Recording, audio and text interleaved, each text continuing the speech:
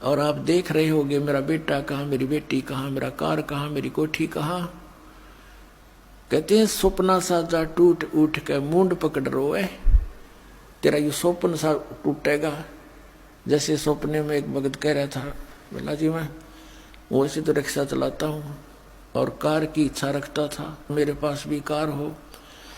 एक दिन सर्दियों के दिन थे, गहरी नींद आ गई और मैंने सपने में जैसे मैं कार ले खरीद ली और बैठ के कार में और स्पीड तो चला रहा हूँ।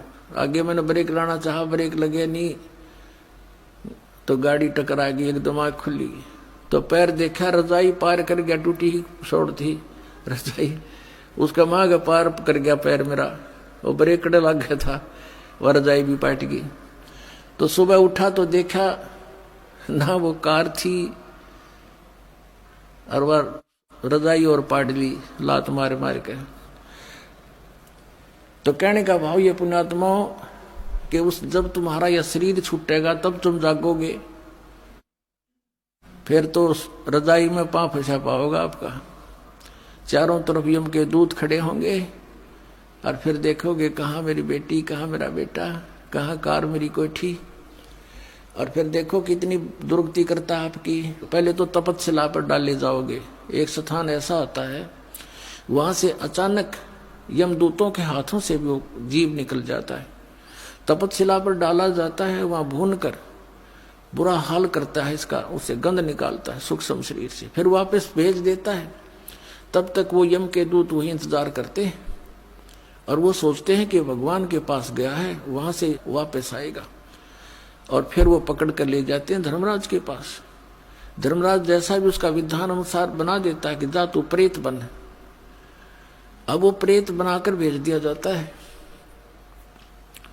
पहले ये 13वीं क्यों मनाया करते थे और 17वीं क्यों मनाते थे कि 13 दिन तक इस जीव का ये नहीं पता यूं कहाँ रहता है, उनको पता ही नहीं था।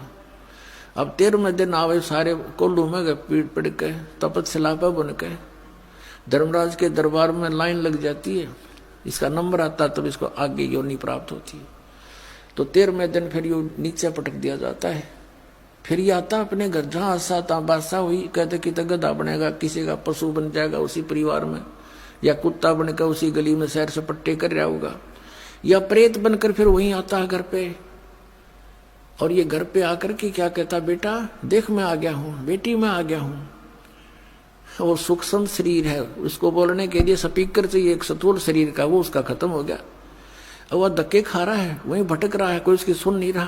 तो वो सोचता है देख कैसा परिवार है, मेरी एक बात नहीं मान रहा है।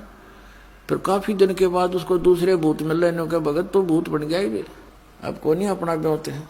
तो ये ऐसे भी दुखी करता है, हर तरह से परेशान किया जाता है। तो जो प्रसंग चल रहा है उसी पर आते। अब कहने का भाव यह है पुण्यात्माओं कि इस परमात्मा की सतभक्ति करने से आपने ना भूत बनना, ना 13वीं की जरूरत, ना 17वीं की आवश्यकता, ना फिर पिंड भरवाने। इन पिंड भरवाने के सहारा लगे क्या फायदा मिलता।